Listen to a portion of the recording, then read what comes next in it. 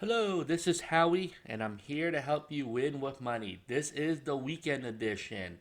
It is late on Saturday night. Normally, I do these things first thing in the morning, but today is December 19th. Let me just summarize the news real quick. Highlight of the week: Dow Jones, S&P did retest highs. I believe it technically hit a high on Friday and then it closed down. But really, the bigger news of the week is we're all excited about Tesla. It's going to join the index or the S&P 500 starting on Monday. Tesla stock was doing really well because of that. And the other big news is crypto. Crypto hit all-time highs this week. When it broke over 20, that was a big deal. And then on one day, it popped up 10 or 11% and it went to 22. Look at it now. Fresh highs on $24,000 on Coinbase over this weekend. So that's exciting news. What's going to happen next week? I don't know, but if you're a seasonal trader, Christmas time is generally a good time to trade. And sometimes the best time is right here. Is the week leading to Christmas. There's this week between Christmas right here. And then generally speaking, 2 or 3 days after New Year's is pretty good. It's called the January effect. So a lot of opportunities to make money. So in this video, I'm just going to do my normal, I'm going to put all my E-Trade transactions from Friday into the spreadsheet. But before we do, I want to talk about one thing. And I haven't talked about this in a long time. And that is mutual fund fees or EFT fees. Whenever you invest, there are fees. And a lot of times, we don't talk about this anymore. 15, 20 years ago, it was very popular. People talked about it. It was always on the news. Now, we don't talk about it. But doesn't mean you shouldn't pay attention. So let me give you an example. In some 401k plans, some people are paying 1% for some of the fees of the mutual fund that they select. Now, in the last 10 or 15 years, there's been some progress. A lot of these passive ETF or indexing has sort of shown up in your 401k plan where you can pay less than 0.05 or so. Some people pay 0.08, 0.1%, and those are affordable. And that's one way to play the stock market. You pick an index fund like the S&P 500 or the Vanguard Total Market, and those are really good funds. But some other funds may not be so good, and I'll tell you why. Let's take a quick look here. This is a fairly recent article. You see that? About a month old. You scroll down. Passive versus index. Here's the average cost.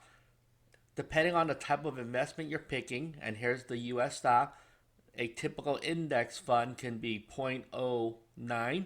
Like I said, Vanguard and some of the bigger ones are 0.04, 0.03 today. But you see, and this is very common now, 0.68. I want to tell you a story.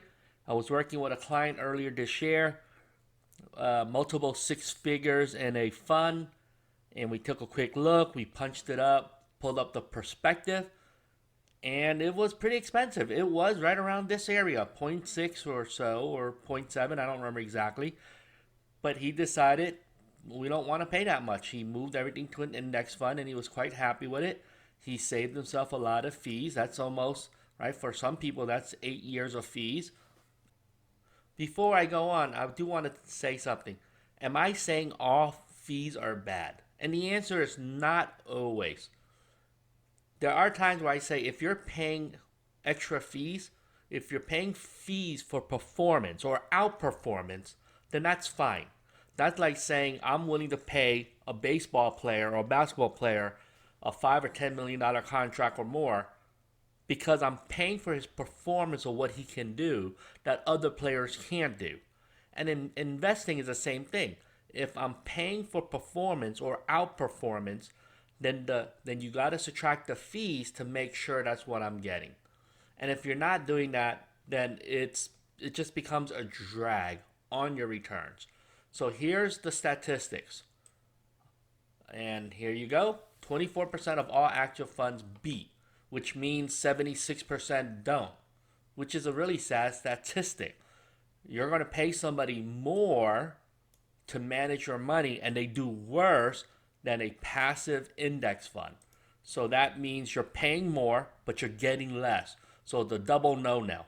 Again, if you're paying more and you get outperformance, that's fine. Some hedge funds do beat the market. Some hedge funds are risky and they don't always beat it, but if you average it out for 5 or 10 years, they do. So if you're paying for performance, it's worth the extra fee if you know that they're going to beat it. If you continue to keep on scrolling down, here's the part that's really interesting.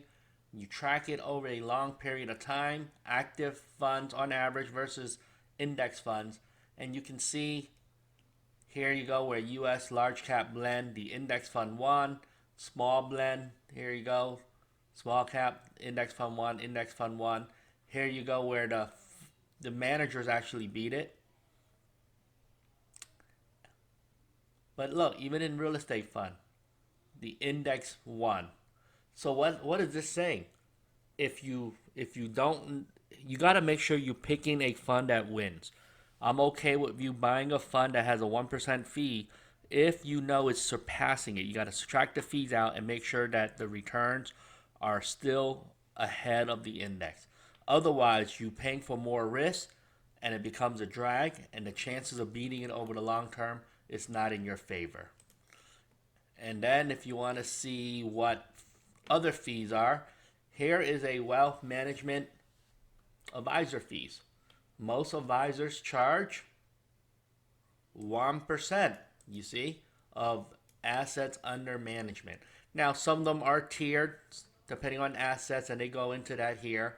You see here, it talks about it of $1 million. It talks about how much. They use a tier system here, and it goes down to a 0.5% at 10 million, and then 0.1% after. You expect to pay a maximum of $50,000 per year on a $10 million account. And what do I think about that? So it depends. Am I against people paying fees? Again, no. If you're at the $10 million mark, and if you're paying for other things, not just for investments, then sometimes paying a fee is worth it. But you can still invest in an S&P 500 yourself and still get it for much less, and you can be paying, I even think it's even less than $10,000 a year. You can get it for a few $1,000s. A lot of it depends on what you're getting from your advisors, and if you're running a large account at Goldman Sachs or something like that, and you're getting access to IPOs, then you're buying it for different reasons. You can make more money on some of those IPOs and underwriters when they're underwriting some of these hot IPOs. But those are things you have to think about. Again, fees, I think for the most people, you can get away with not paying fees or less fees. If you're at a point where you don't care, you made enough money, and you're okay with somebody managing it, I don't have a problem with that. Okay, we're going to copy this, and we're ready to paste into here. And then let's copy some more. Okay, 19 and 18. I don't care about the adjustments. And there you go. And then paste that into here.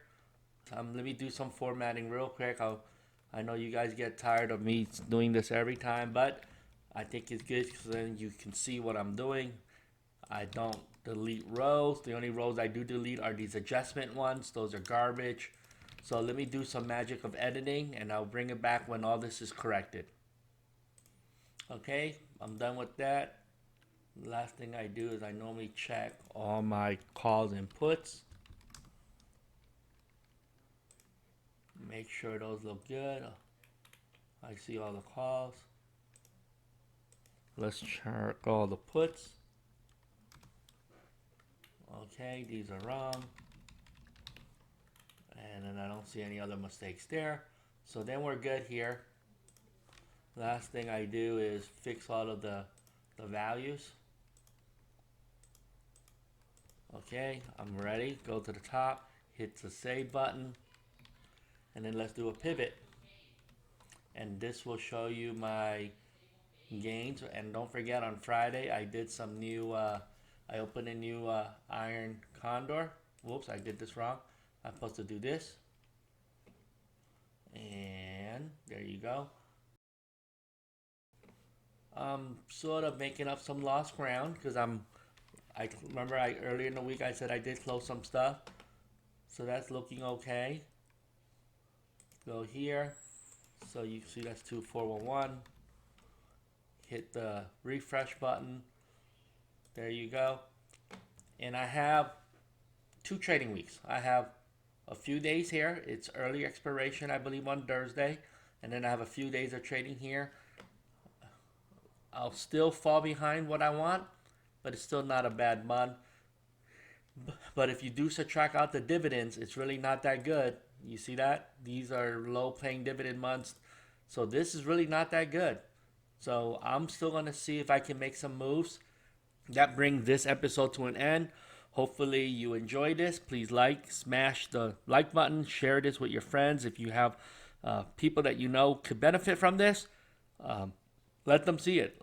Generally, I cover my trading, but I do everything. I don't want you guys just to think I do one thing and I'm only about trading. My portfolio is, I do mostly dividends, and I don't really talk a lot about it because they're set it and forget it. I've been collecting dividends for 20, 30, well, not 30 years, but 20 years, and I don't really trade. You don't ever sell anything. You just buy it, you collect the dividend, you reinvest it, and I don't do anything. My brokerage will reinvest the dividend for me. So I don't really talk a lot about my strategy. My strategy is pretty boring. You buy S&P 500 index and you just sit on and collect the dividends for 20, 30, 40, 50 years. There's not a lot to talk about. You can build one video and shut down your YouTube channel. Literally, it's that simple.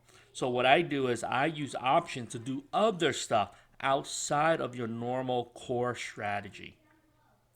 Hopefully you guys will understand that. That's why I talk about other things, because the other things are what keeps me interested in the market. Otherwise, I can play golf, play video games, travel the world. You don't really need to sit there and trade. Indexing and doing really boring strategy work just fine. Your passive income is still making money without you doing anything. This is why I teach the whole concept of if you make $1 at a time, that's all you need to do. My strategy really focuses on something really simple. My trading strategy is actually an extension of that. I try to make $1 extra using my trading strategy because that's on top of my $1 extra on my dividend strategy, and which is on top of my stock market portfolio, which makes money for me. And so when you compound it all up, it works. Hit the like button, share this video. Let's share this message with other people. Let's help other people win with money. Let's do this together. Let's do this $1 at a time. Have a profitable day.